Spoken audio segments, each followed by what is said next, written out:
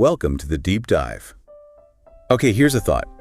What if forgetting things, that thing we always complain about, what if it isn't actually a flaw? What if it's maybe a gift, like an evolutionary advantage, even merciful? Exactly. Today we're going deep on an idea that pretty much flips what we normally think about memory right on its head. And we're pulling this from some really fascinating excerpts from a piece called The Triumph of Forgetting. Right. So our mission really is to unpack the arguments in there. They're quite surprising.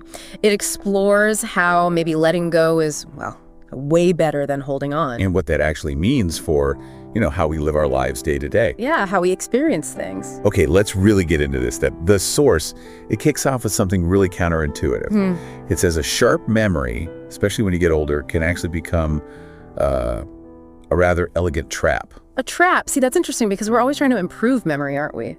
Brain games, supplements. All that stuff, yeah. So for the author to say it's a trap, well, that definitely grabs your attention. What makes it a burden? Why a trap? Well, what's great is the author doesn't just drop that line. They explain why. They argue memories. They don't show up in a vacuum. Okay. They're bound by thick threads to emotions. And crucially, those aren't always sweet. Oh, right. The emotional connection. Exactly. It's a powerful image, makes you realize your past isn't just like a data file. It's got feelings attached. Sure. Some memories, the text says, they burst open like rusty tins and, corroding the present moment with maybe bitterness or regret. Oof. Yeah, I can picture that. And others, they just fester with unbidden nostalgia. That kind of ache may be sweet initially, but ultimately it can just drain you, keep you stuck. Really makes you think about how experiences, even small ones, can really weigh on you now. Definitely. That phrase, burst open like rusty tins. It's so vivid. It's not just recalling a thing, it's the feeling that swamps you when you do. Right. And the result of this, according to the source, is we could become prisoners in a time that no longer exists. Wow, prisoners. Yeah. Clinging to some old-fashioned, a rhythm and ideology, it paints this picture of us being like castaways from our own history. Castaways. Unable to let go of that floating piece of driftwood, even when it's utterly riddled with termites. That driftwood image that really hits home. It's not just useless wood floating by. No, it's actively decaying, it's dragging you down, like maybe old beliefs you just can't shake, or even just outdated info you know isn't right anymore. Yeah, exactly. And that's where forgetting comes in. The author presents it not as the enemy, not the adversary, Right. but as an emergency exit. An emergency exit. Okay, that completely reframes it, doesn't it? Totally shifts it. Forgetting isn't a deficit. It's not a weakness. It's framed here as a powerful advantage. It's about making space. Making space, yeah. And this is where it gets really, really compelling for me. The source talks about forgetting as a sort of merciful amnesia. Merciful amnesia. Or even, get this, a slow anesthetic for the soul. Wow. Slow anesthetic for the soul. That really lands. It suggests it's not just about data loss, right? Not at all. It sounds like an active process, almost therapeutic, like how our bodies heal, but for the mind or the soul. The author even calls it the only non-surgical door out of the labyrinth of perpetual resignation. Goodness. That's quite a statement. Isn't it?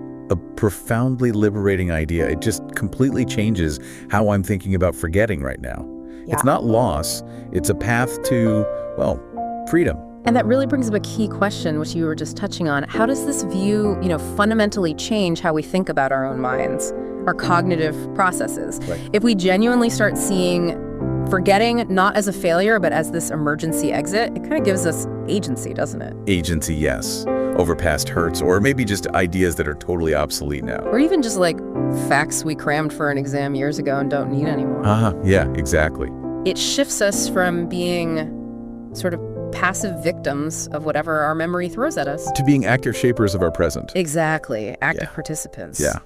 If we view forgetting like this active tool, it's not about, escaping reality. It's about engaging with it more fully because you're shedding the weight that would just crush you otherwise.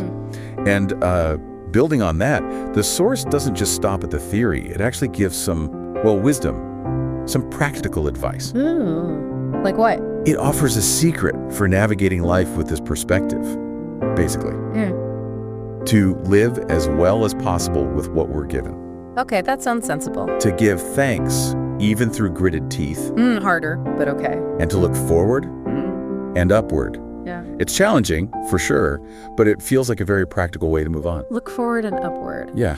And if we zoom out even further, the source connects this whole idea, this gentle transition and forgetting, it connects it even to death itself. Oh, so? It suggests that death will arrive like someone who's been waiting for us for a long time. Oh. It will take us from one state to another without us barely noticing, without a sound, without any prior warning. It's a very serene picture, almost forgetful, echoing that gentle release of memory. That is serene. And it also highlights how fleeting remembrance is, too, doesn't it? How do you mean? Well, the author points out that any pain or the relief associated with us, in any case, will linger for a while, just for a brief moment, in the memories of the few who are still alive. Right. And happen to remember us. Just a brief moment, it really puts things in perspective.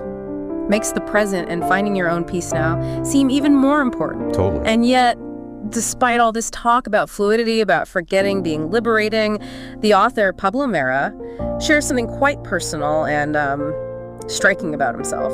A real contrast. Okay. He states quite plainly, "My name is Pablo Mera. I love Metallica and Oasis. I'm a rugby player, A+ blood type, and a stutterer." Right, these concrete details. And none of that is ever going to change. That is a powerful contrast, isn't it? Almost paradoxical. It really is. After this whole discussion about shedding the fluid nature of memory, Mera grounds us with these fundamental anchors of identity. Yeah, the things that don't change. It makes you realize forgetting isn't about losing your core self, who you are.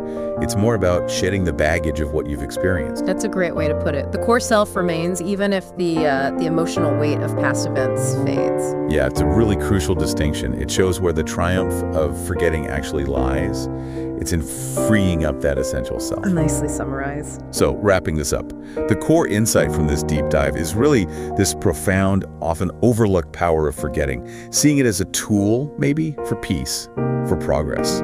What we usually see as a weakness, a cognitive slip-up, might actually be one of our most sophisticated strengths, allowing us to adapt, to heal, to thrive. Yeah. Simply by letting go. So the final thought maybe for you, the listener, is this. If forgetting really is a kind of triumph, how might actively choosing to let go of certain things, finally releasing that driftwood riddled with termites, how might that allow you to live more fully right now? And to actually look, as the author says, forward and upward. Exactly, something to ponder.